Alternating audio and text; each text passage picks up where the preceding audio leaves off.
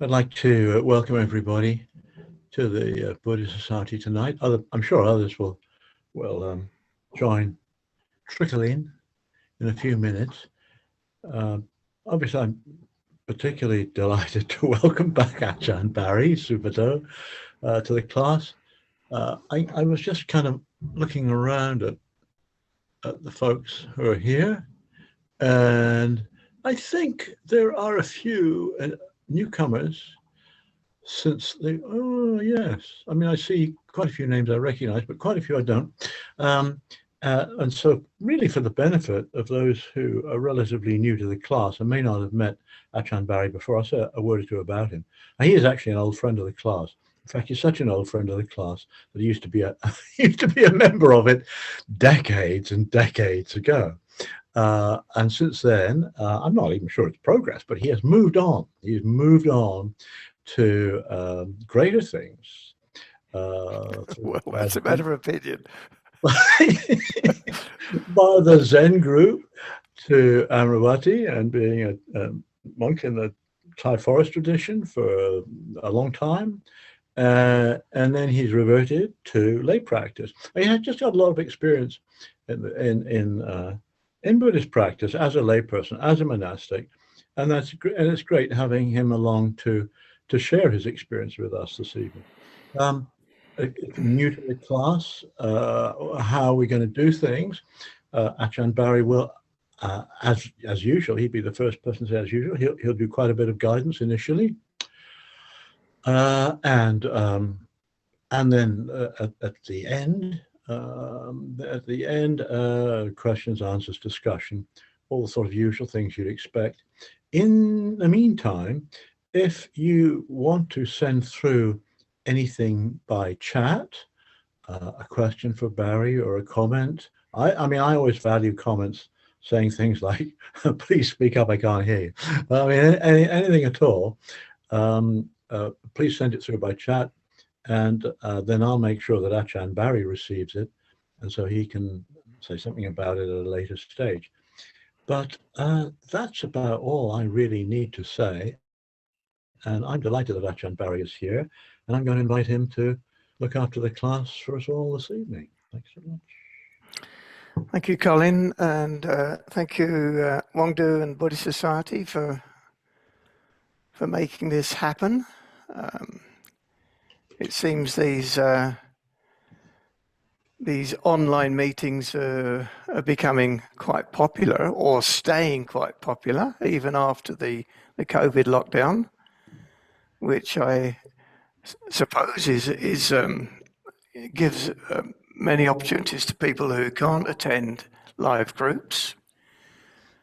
I noticed there are one or two people on the screen, not many faces on the screen, but one or two people. I noticed the names, and they have been in my other classes, and they'll know more or less exactly what I'm going to do, because I always do the same thing. And I do the same thing because I think it is very important to start this practice off. But no matter where we are, how many years we have been in the Buddhist practice, to come back to the basics, the fundamentals, so to speak, of mindfulness meditation, not self-consciousness meditation, which is generally what I did for many years, and what I see many people doing.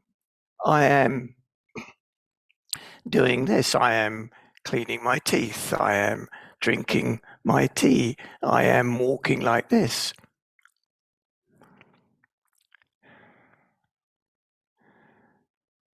To look somewhere else. When we do the so-called mindfulness practice,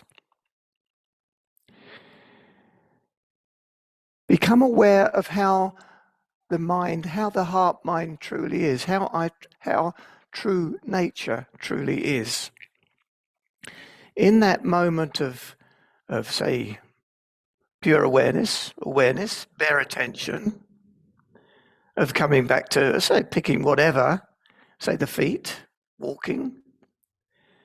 If we don't concentrate, if we don't go out to those feelings, but we just are aware of them, we can also be aware of how our mind, our heart mind is. And when I say heart mind, I mean the heart of the mind, which is prior, before our thinking, conditioned, samsaric mind kicks in. So always looking through this practice of mindfulness, through all practices, through our ordinary everyday life, no matter what situation we're in, we can just back off slightly and be aware. Be aware that we're not being carried away by the mind, by our thought process. Through doing this, whenever we remember, because that's all we can actually do, is to remember, to notice, the mind starts to heal. Those tram lines, those ruts in our mind tend to heal, tend to close up. When I say ruts in our mind, is we get particular hang-ups or thought processes that the thoughts run down this each time, down the same old lines. We make a problem of that. But to look prior to that happening gives us a chance to see that there is something else other than our neurotic, controlling minds that want to grasp, they want to become, they want to get away from, they want to attach to. So as I say, my encouragement, which is always the same, is get to know that place. Get to know that place before the thinking mind kicks in. Now, that doesn't mean to say that there's anything wrong with thinking. There's nothing wrong with thinking. Thinking, our thought process, is a wonderful thing. But it's a terrible master, because we've forgotten our intuitive side, so to speak. So it's a matter of bringing into balance our thought process and our intuitive side. It's not about denying the thoughts. It's not about getting rid of thoughts, which, again, it's certainly something that for many years I concentrated on quietening my mind. But why? We cannot fix the problem with the problem. We cannot fix samsara, which is the world we create in our mind, with samsara. But if we learn to be present, learn to notice how it is when we are present, the thinking automatically ceases.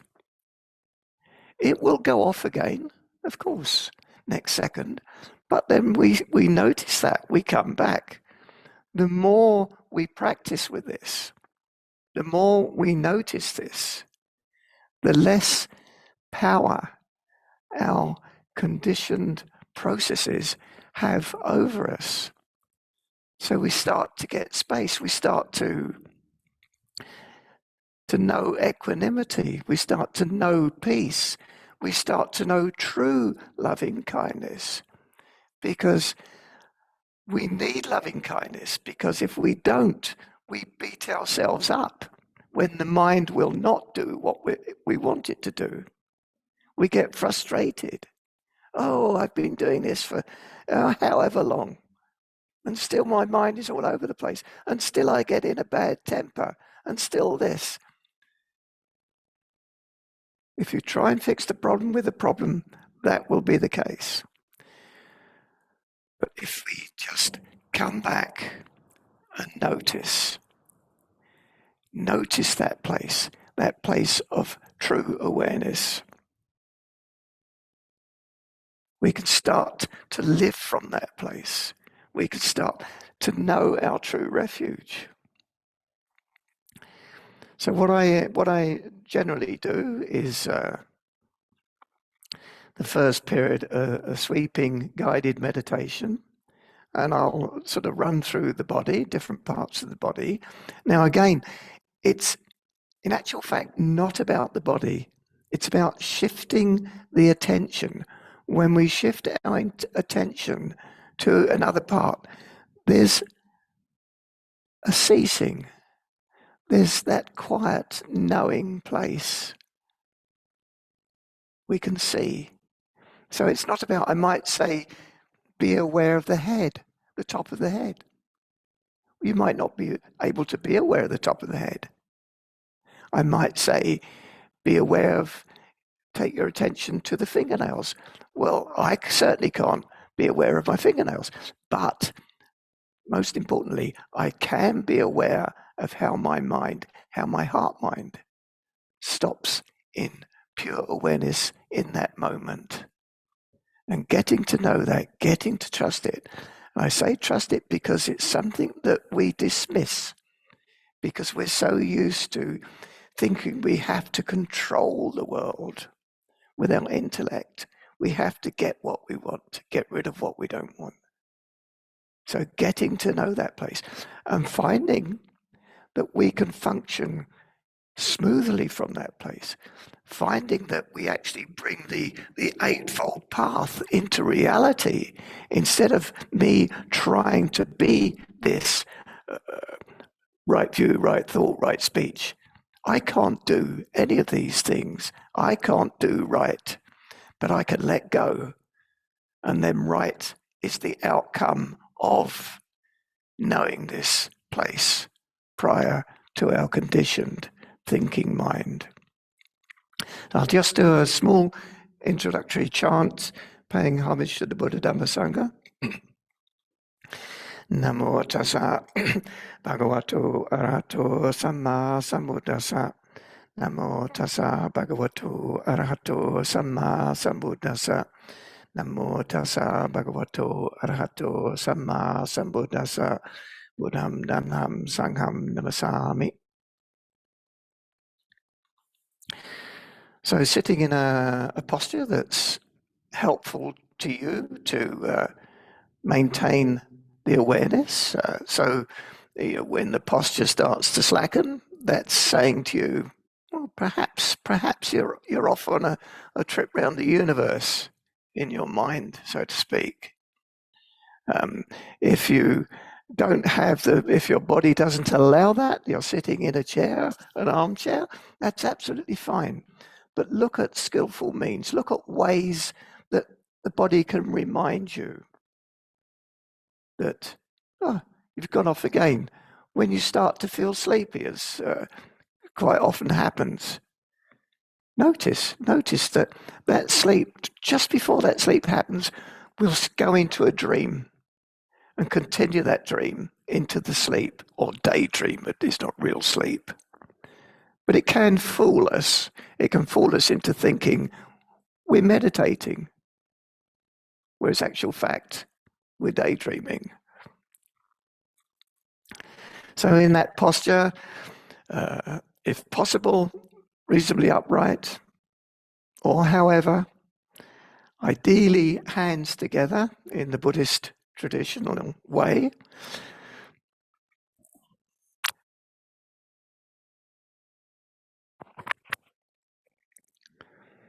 Again, depending on how you normally sit, meditate, I prefer eyes slightly slitted open, looking 3-4 feet in front of me. But if you're used to sitting with them completely closed or open, that's also fine.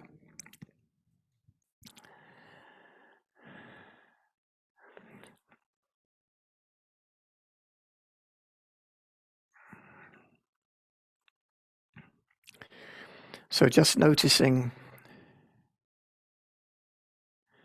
when we start to sit, meditate, a letting go of the preparation to come to this class, letting go of all the happenings during the day. And again, when I say letting go, we as a person cannot let go, but we can be present with the body or the breath or the sound of silence and notice then there is a natural letting go.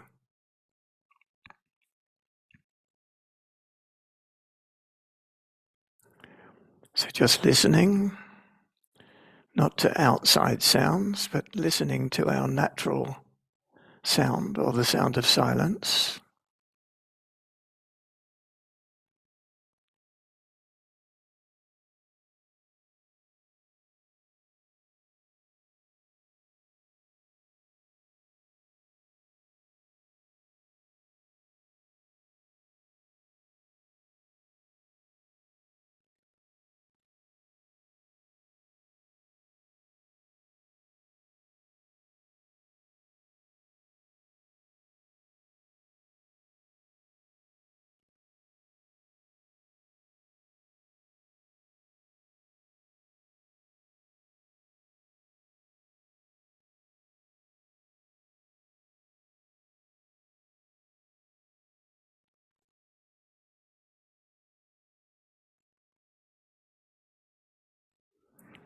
Noticing the breath, not following the breath, not following it in the nose or the throat or the chest or wherever, but just the normal natural breathing, just that light, open awareness.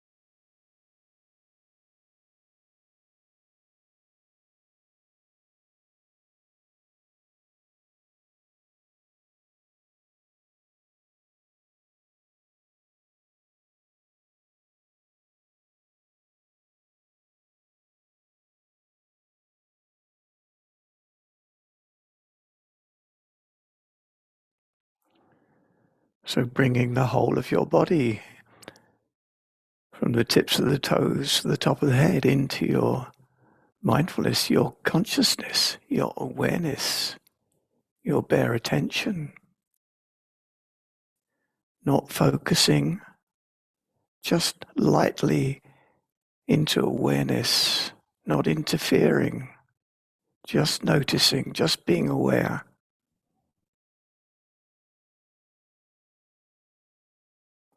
And most importantly, noticing how is the mind, how is the heart mind when we are aware.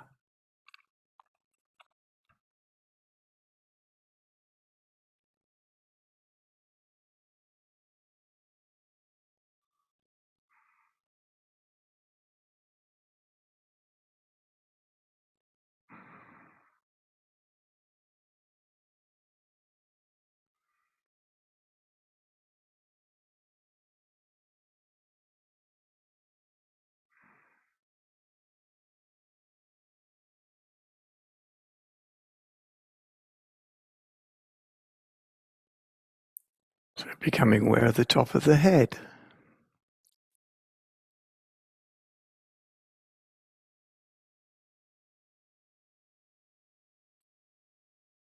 And the back of the head.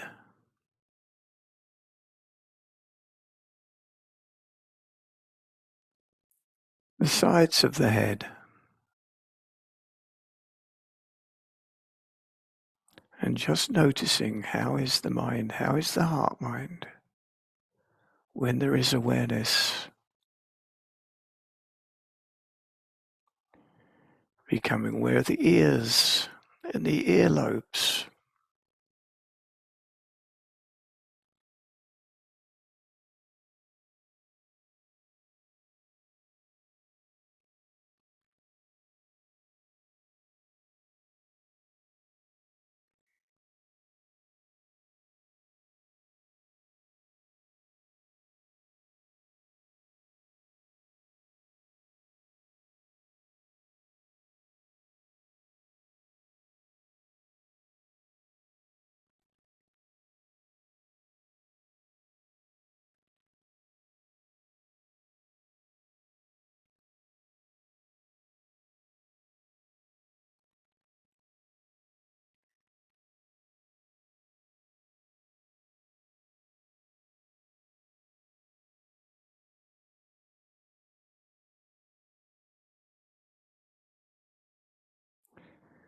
Now becoming aware of the forehead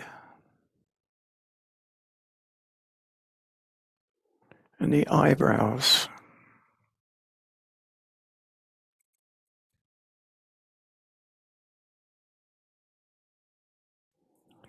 Just lightly aware, not projecting pictures or thoughts onto parts. If you cannot be aware of them, you can be aware of how the mind is at peace in that moment.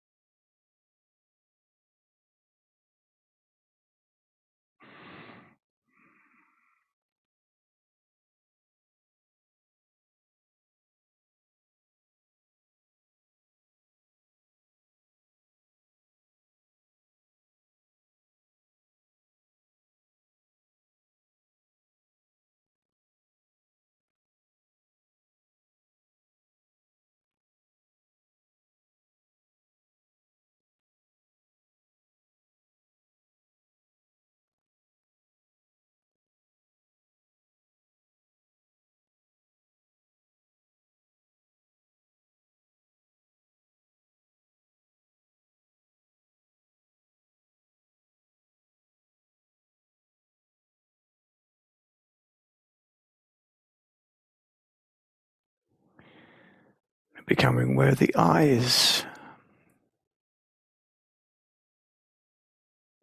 and the nose.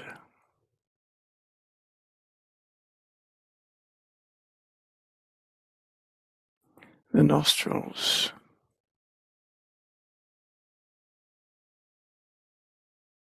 The lips and the mouth. Inside the mouth, the tongue.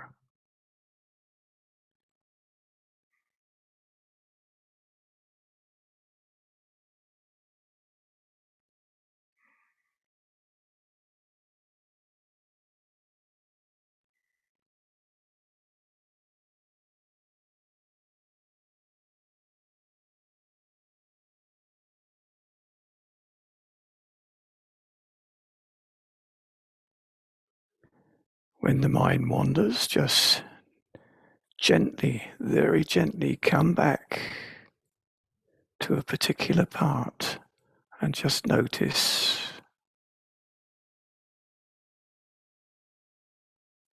Becoming aware of the chin and the jaw and the cheeks of the face.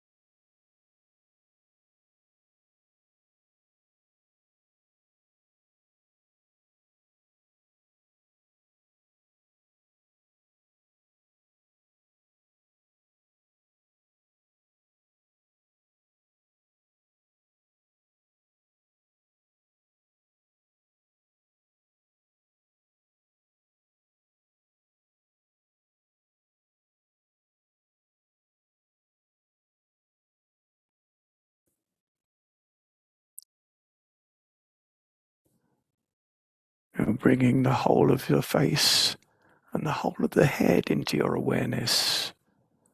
Not concentrating, just lightly being aware. Noticing, how is it when there is awareness?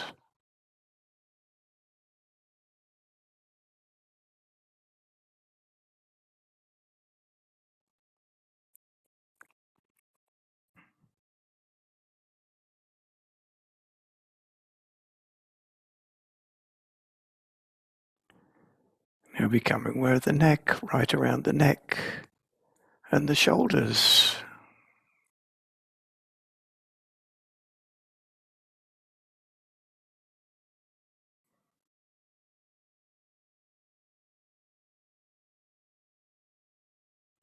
And the upper arms down from the shoulders to the elbows.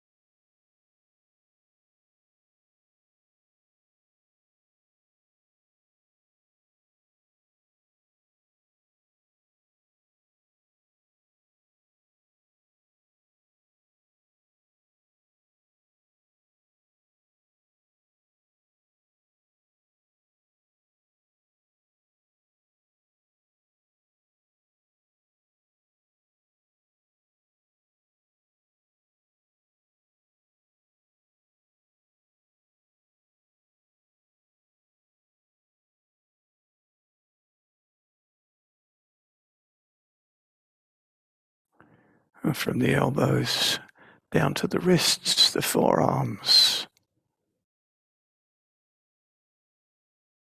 Just lightly being aware and noticing, how is it in that moment?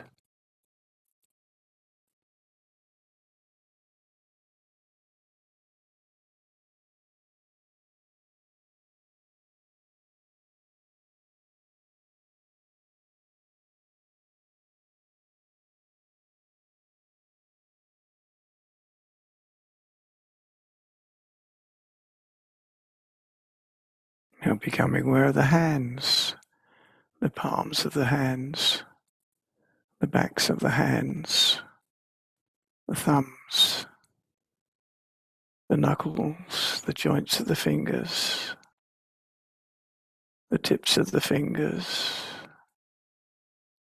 and the fingernails.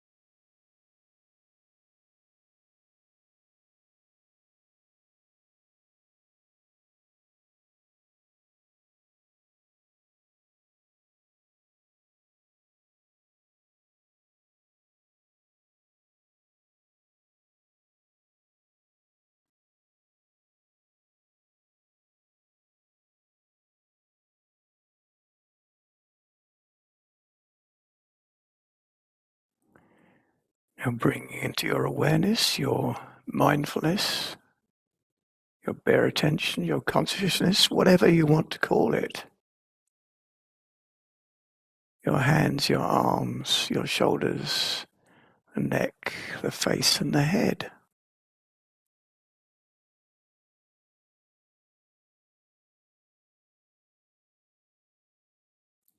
There's nothing to do, get or gain or become in this practice. It's just getting to know that place of awareness.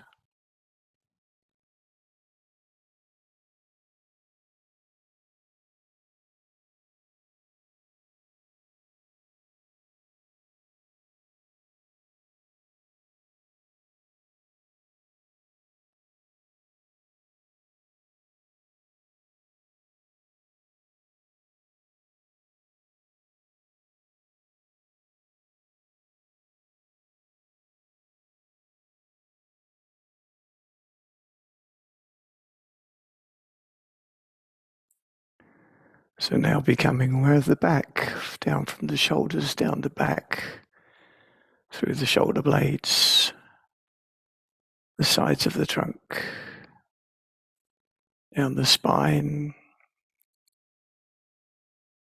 the arch of the back, the lower back, the coccyx, the buttocks, and the hips.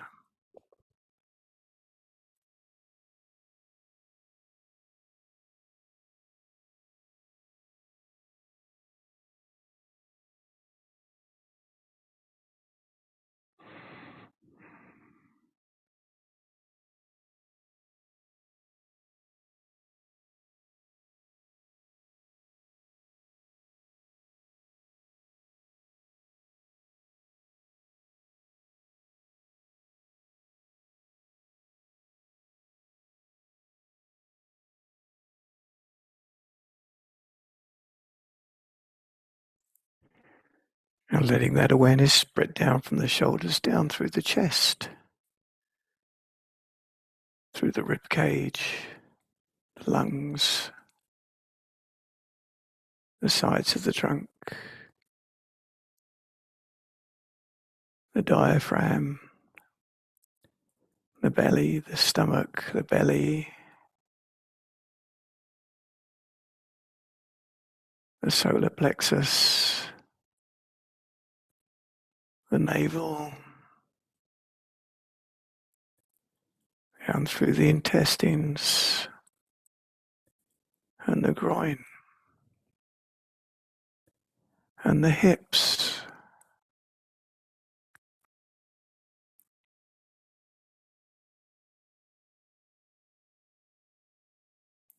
Just being that awareness.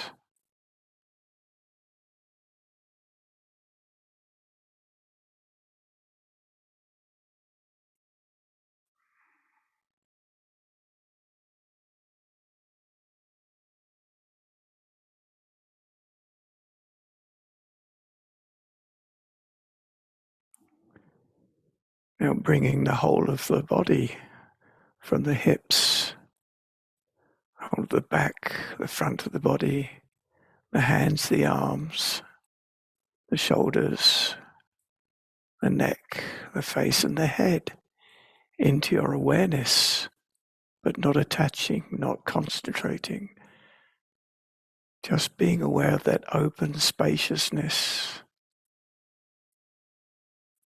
It is not dumb or stupid. It's open and aware.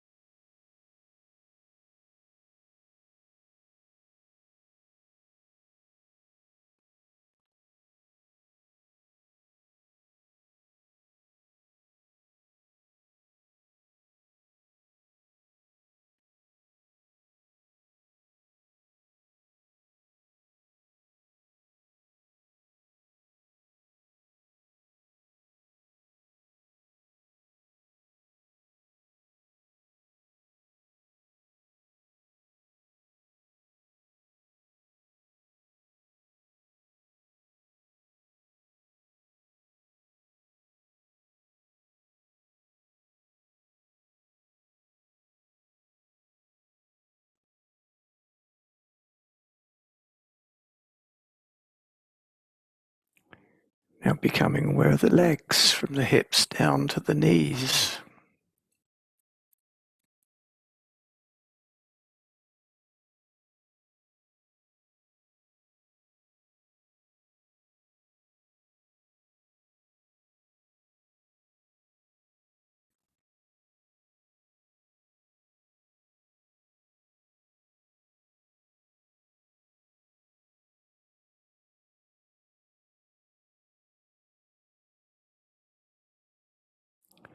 The tops of the legs, the backs of the legs, the sides of the legs.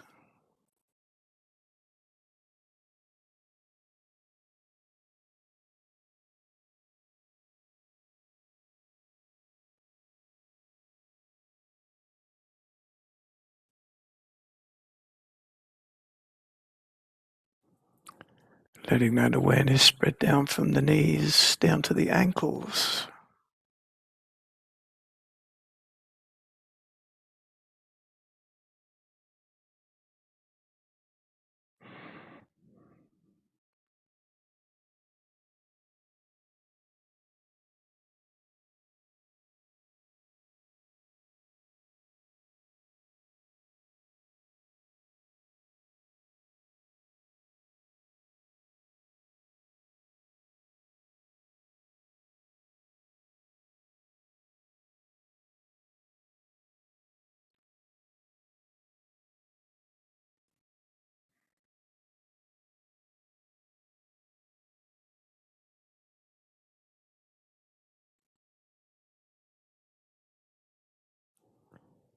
Now becoming aware of the feet.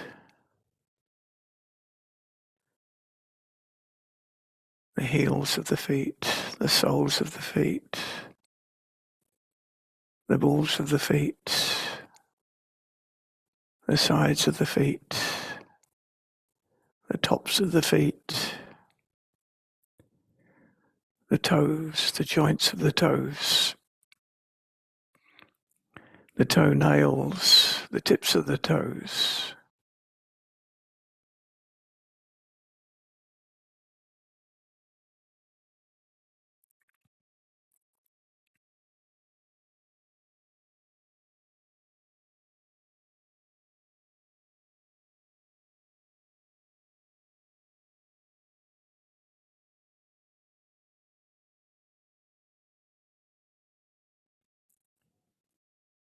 Now becoming aware, lightly aware of the whole of the body from the tips of the toes to the top of the head.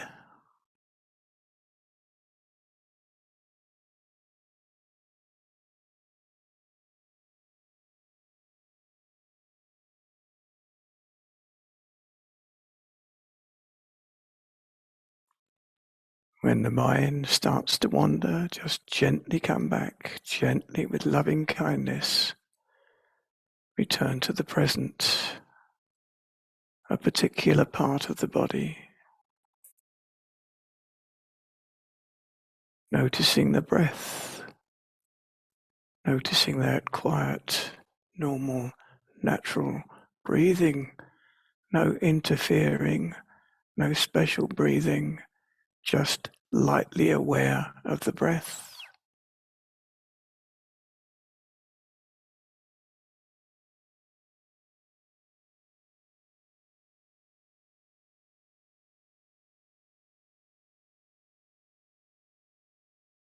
Or listening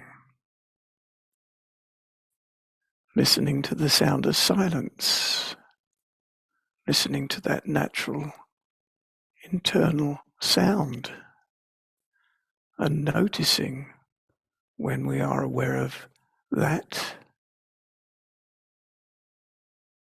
that is true peace, true open awareness.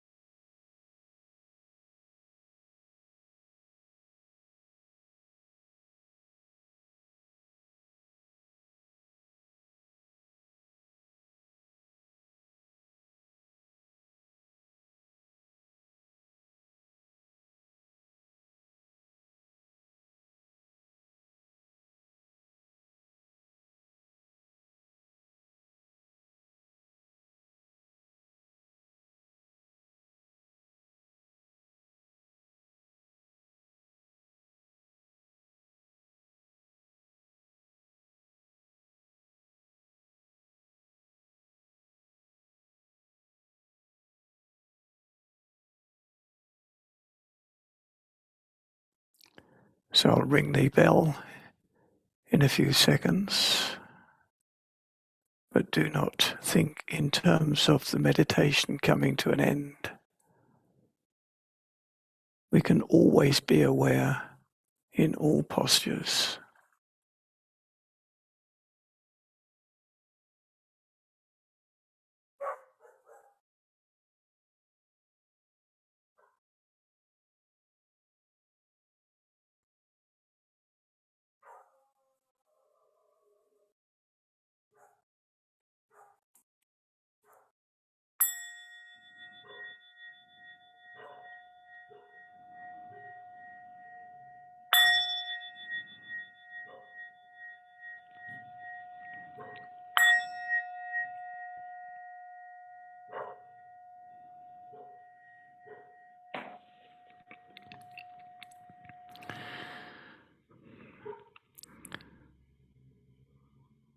So I hope you got the message of my encouragement there. It's about noticing that awareness, that space that is quite natural to us. It's our true nature. It's about noticing it from moment to moment. There really is no reason that we cannot be aware through the whole day. I don't mean continually through the whole day, but there is always an opportunity when we remember, whether we're working, whether we're eating, whether we're talking to the boss, to whatever. We can just back off a little bit. We can respond. We can respond to people we're talking to.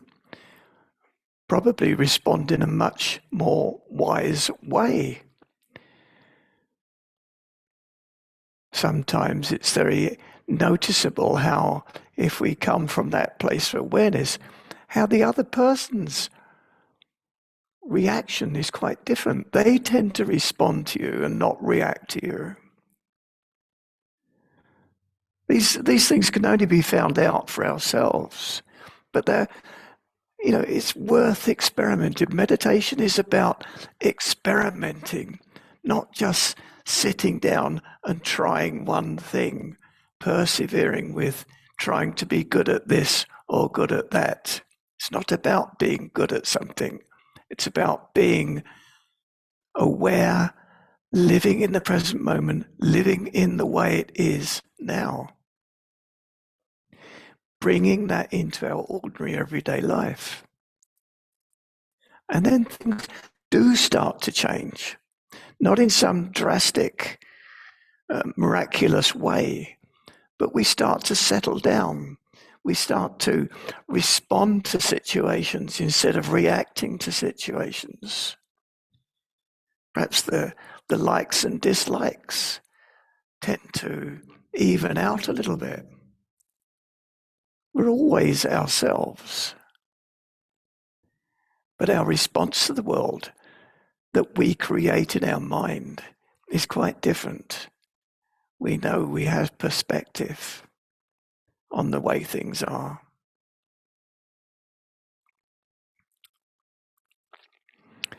So we'll meditate for another period. I'll just give the occasional reminder, give you a chance to sit quietly, but do make a small adhitthana, which is slight determination, just to notice. Off the mind goes. Just come back. No scolding, no beating yourself up.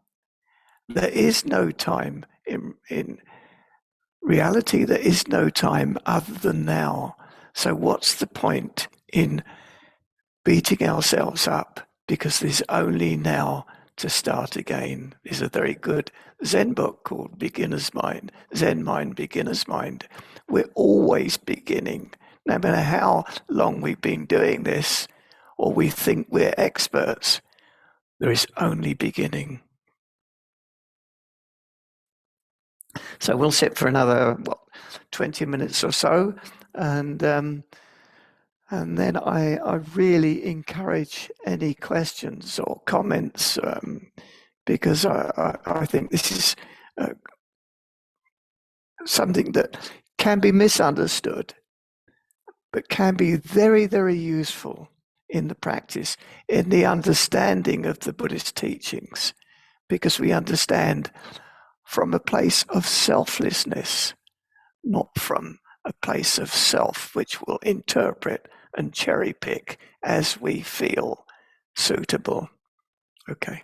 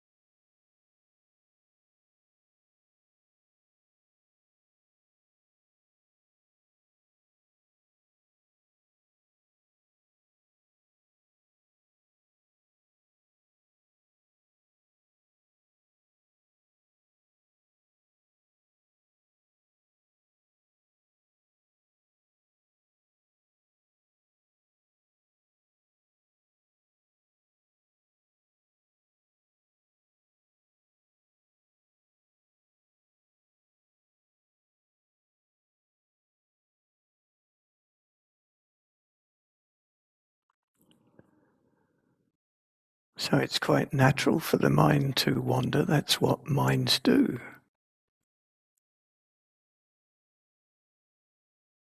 But just come back, choosing the whole of the body or a particular part of the body or the breath or the sound of silence. It really doesn't matter. Awareness is awareness. You do not need to stick to one thing. You can move your attention. Whatever helps. See what helps you. See what anchors the mind.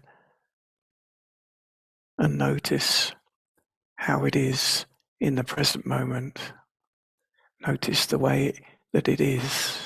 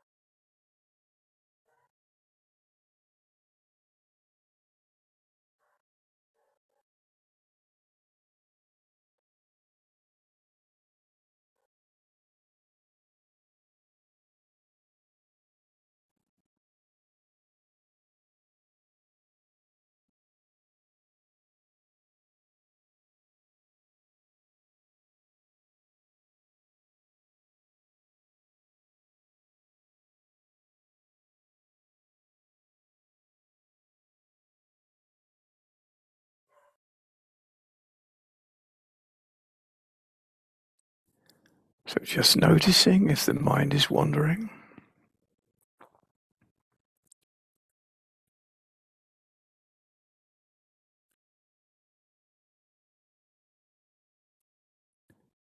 Not getting carried away, but just gently coming back to the present moment and noticing.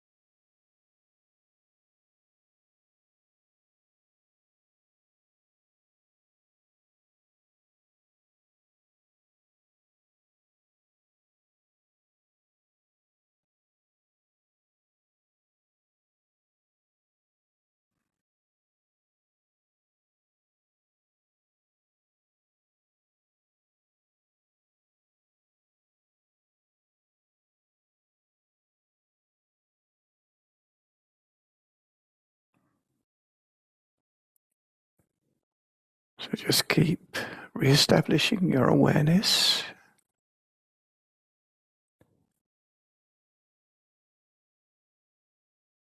The more we remember, the easier it becomes, the more natural it becomes. And that's all we can do, is to remember and be aware.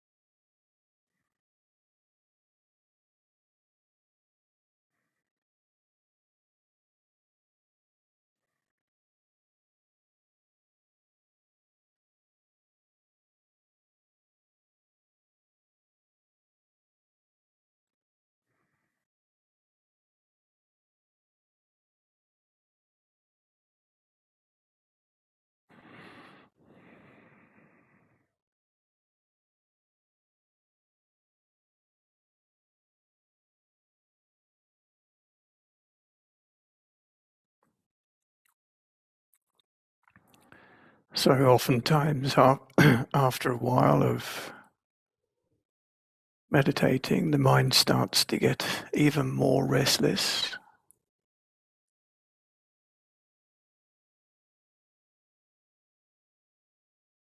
So just increase that determination not to be a better meditator, but just to notice.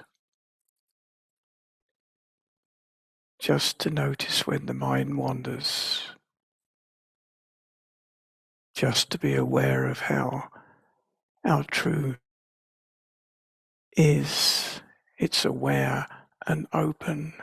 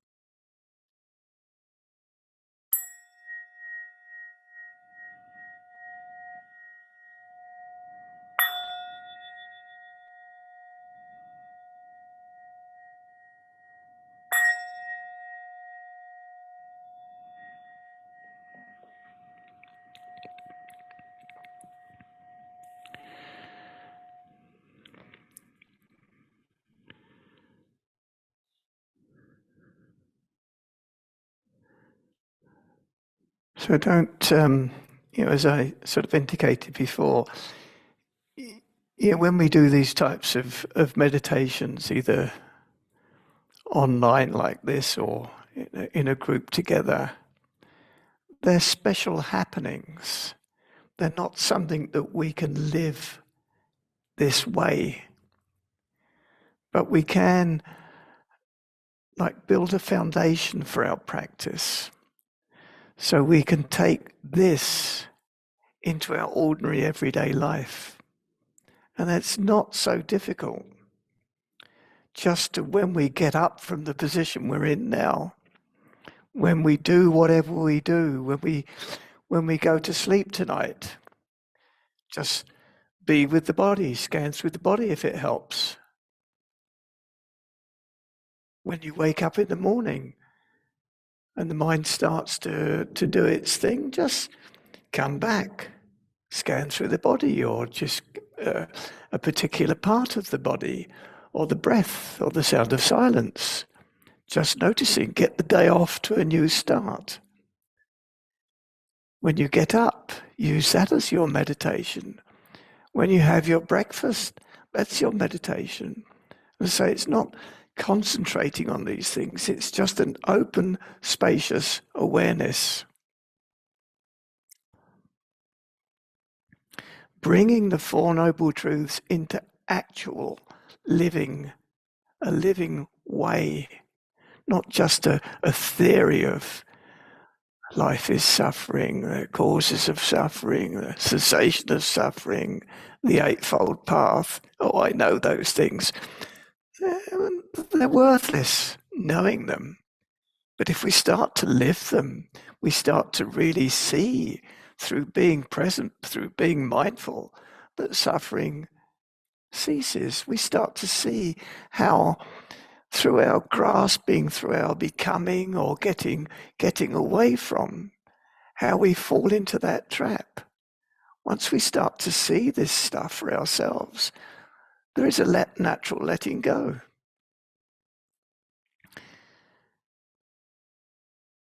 Bringing that awareness, that open, spacious awareness into the Eightfold Path. Not practicing the Eightfold Path, not trying to do these things, but being them, living them.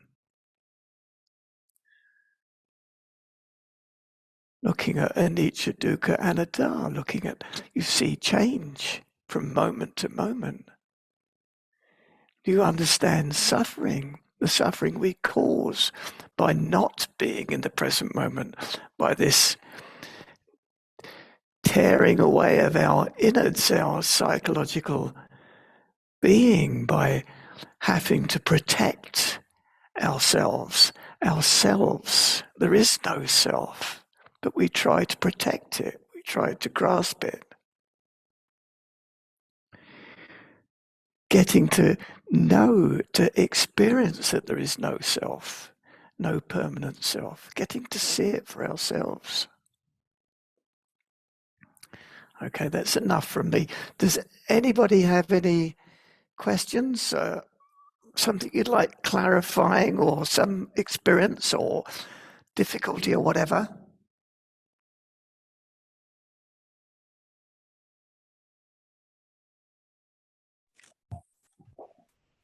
Can I ask a question?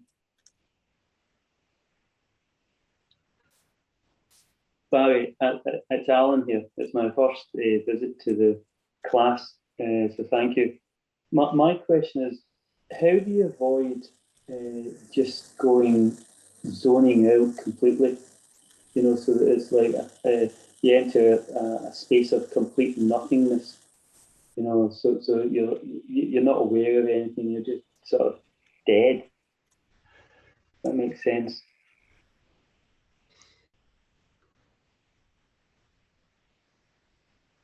I can't hear you.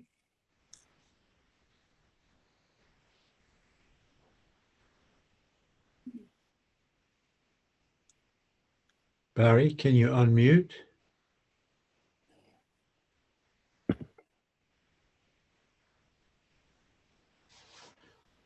Okay, don't know how that happened. Thank you. Right, the chap who was, I'm not sure who was speaking then. Can you hear me now? Yeah, I can hear you fine. Thanks, it's Alan. I mean, you know, in Buddhism, it's the path, mindfulness is the path to the deathless. Heedlessness is the path to death. And it's that serious, it's that strong. When we are heedless, we're dead. We're dead to the world. We're living in illusion.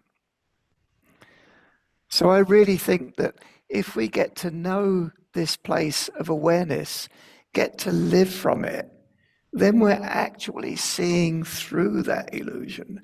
We're actually starting to live the path. I personally don't know any other way. I've tried to quieten the mind. I've tried to do special practices. I've tried to sit, meditate for hours on end. But if I'm doing it for the wrong reason, like to get something, to gain something, to become wise, to become a good meditator, then I'm barking up the wrong tree. But by this simple practice of true mindfulness, not self-consciousness, then I think we start to see to know something other than that. What seems like a death, seems like a quiet, nothing place. Mm-hmm. Does that help at all? Yeah, that helps a lot. Thank you. Great. Ajahn Barry, I've got, by the way, first of all, to everybody, if you want to unmute, I think you can. I've got a chat here, and it's a good one. It's from Pete, and I'll read it out. Thanks for reminding us how each meditation is a new beginning. Thanks for reminding us how each meditation is a new beginning. When I forget to meditate and return to it after my mind has traveled so far away, it feels like a new beginning, a homecoming. Does there come a point in Buddhist practice where we can start to do things unconsciously in a more skillful way, or are we always beginning again unnoticedly?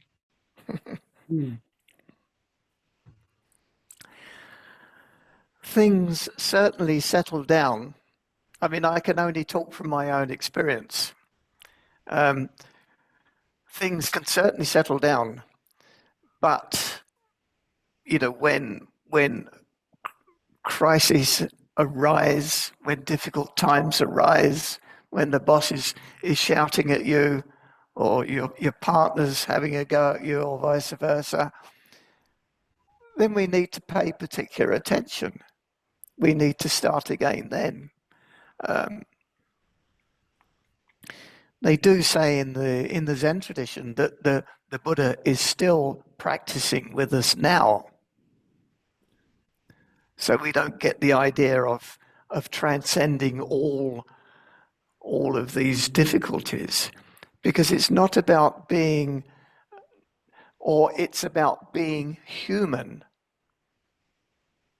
completely human, and that contains suffering, contains pain. And as this great Indian saying, favorite of mine, is, pain is compulsory, but suffering from pain is optional. Suffering is compulsory, but suffering from suffering is optional. We don't need to put what they call samskaras on top of our suffering. We don't need to make mountains out of molehills, which is what we normally do when we start to see things clearly. So I would say definitely things settle down, but I don't think, from my experience, that I'm just going to be able to start to indulge in my own sorrows, suffering, and wanting to become something different. I don't know if that helps you at all, but find out. Really apply yourself. It's a month until my next class at the Buddhist Society. If you really apply yourself, you can give me the answer next month.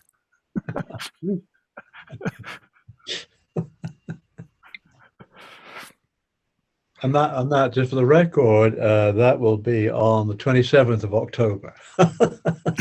Yes. So you've got not quite a full month. For homework. Yeah, exactly. Yeah. Are there any more questions, please, either in the chat or just unmute and say something? Here we go. Something's come through. Let me read it first. Oh, and another one. Gosh, that's great. Okay. Hi. Is it right to say we would do well to follow our mind with our... I've got to read this carefully. Is it right to say we would do well to follow our mind with our awareness? I suppose we've been directing our awareness with body scanning. I hope I've got that right. I'll read it again. Is it right to say we would do well to follow our mind with our awareness? Okay.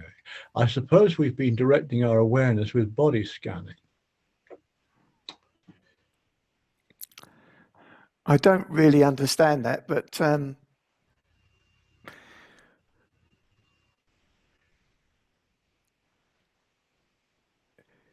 in a way, I don't know if it's right to say we're directing our awareness with body scanning. It seems to me that we're just being aware of the opportunity to be aware of our true nature, that is our unconditioned nature, through being aware. So I encourage the body scanning because it certainly suits these Zoom classes well. I also think that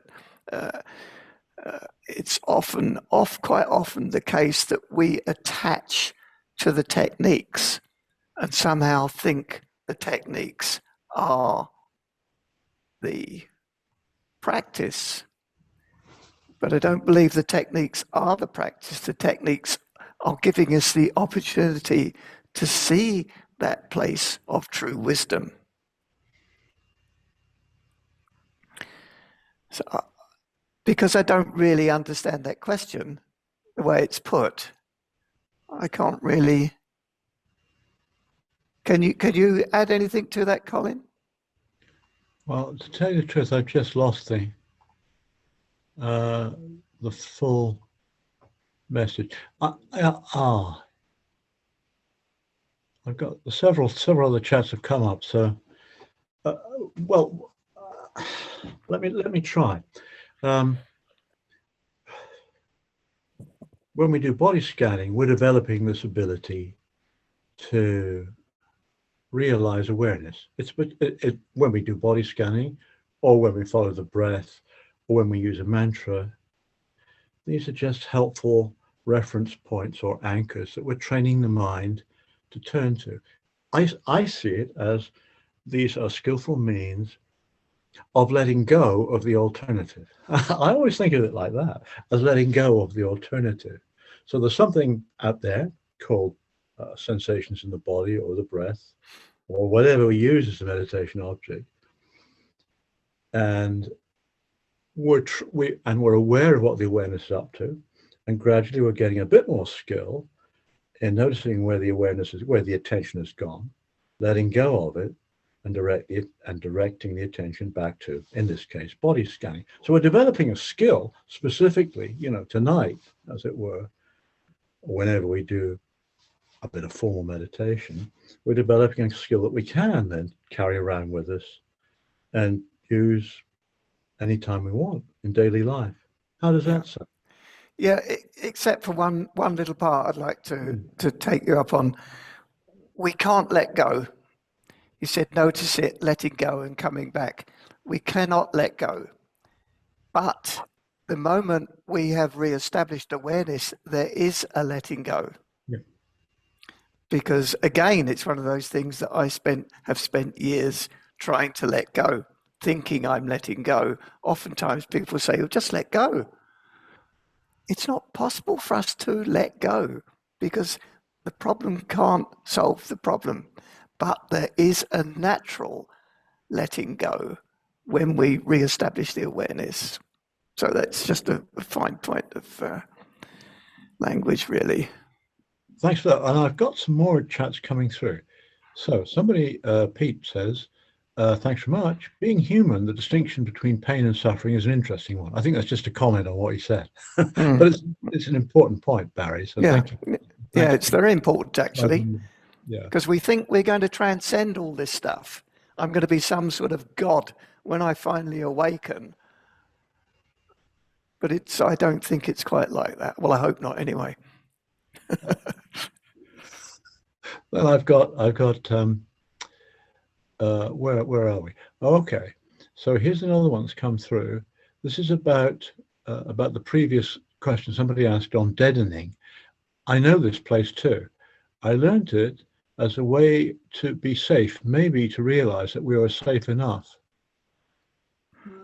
Sort of an interesting observation from Kate. And then hang on. Well, can I just look at the deadening? There's a very famous Zen master called Hui Neng, which is a Sikh patriarch.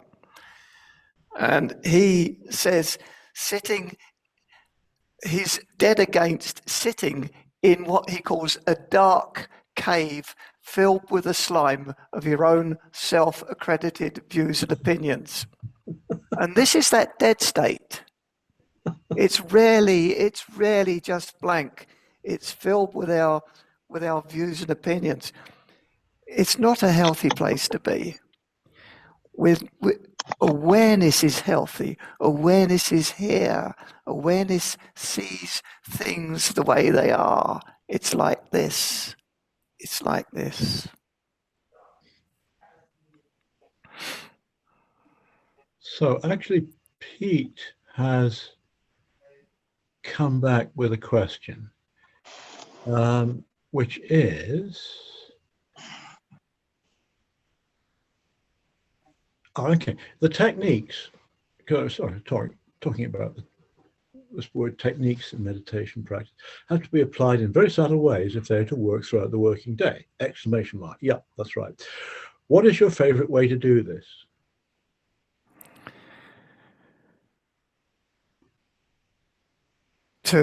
Not to look at the technique for its own sake, but to see what the results are of the technique.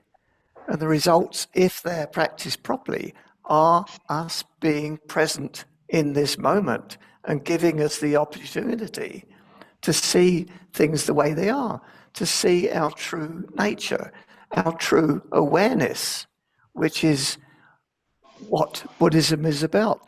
To see that there is no separate self there, there is no ego, and that we can function completely smoothly from that place, because we think of no self. Well, oh, that's frightening. How could I carry on my work if there's no self? How could I cross the road if there were no self?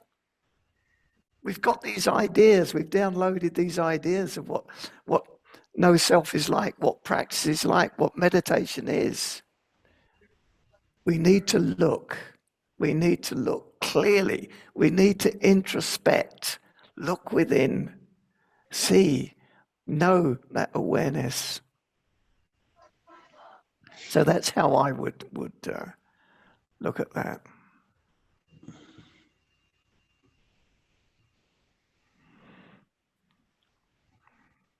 Oh, any more questions? I haven't seen any more chat messages coming through.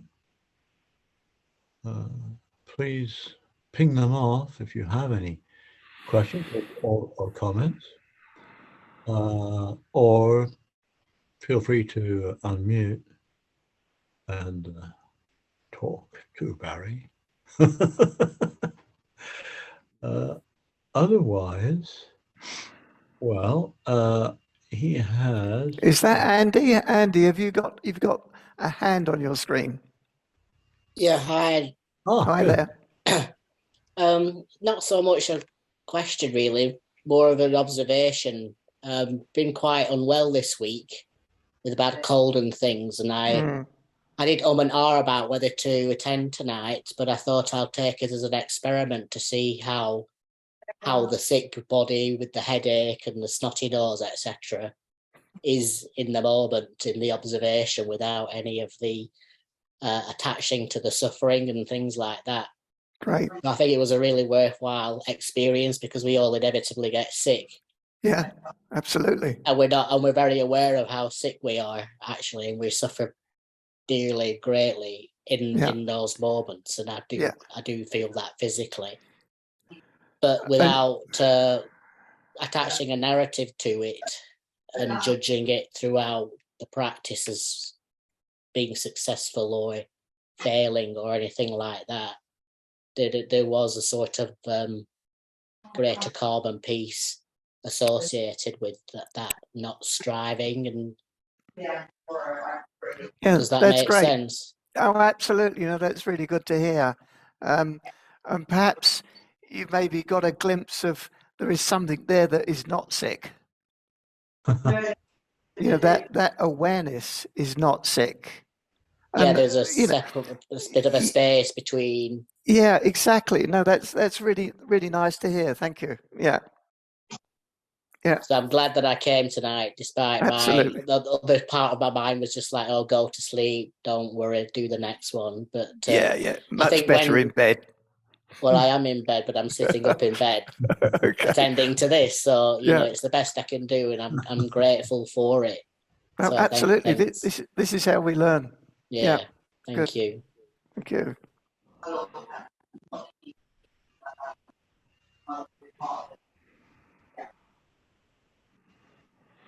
Do you think that's it, Colin? I was just wondering whether there was anybody asking a question that I didn't quite pick up. No, there was a bit of a background noise there, wasn't there? Well, look, it's great that at least one person, I suspect everybody, has got some real benefit from coming to the class tonight. And I'm really, really grateful for you doing this. I don't think there are any more questions. It's great to have you here. And as I said earlier, the 27th of October, Ajahn Barry will be back with us. But every Thursday between now and then, there will be meditation class, basic meditation class at the Buddhist Society. And I'm looking forward to welcoming you all back next week, the week after that, and probably after that, it's Ajahn Barry. Well, thank you very much, everybody, for coming. Particularly, thank you, Ajahn Barry, for teaching us tonight. And I must never forget Wondu, who's there at the Buddhist Society, making sure that all of this happens. So thank you, everybody. Stay safe until we meet again. Yeah. Don't forget, the one thing I can say to you is don't forget to remember to come back to the present moment and notice. Great to see everybody, and I wish you good practice. Take care. Bye.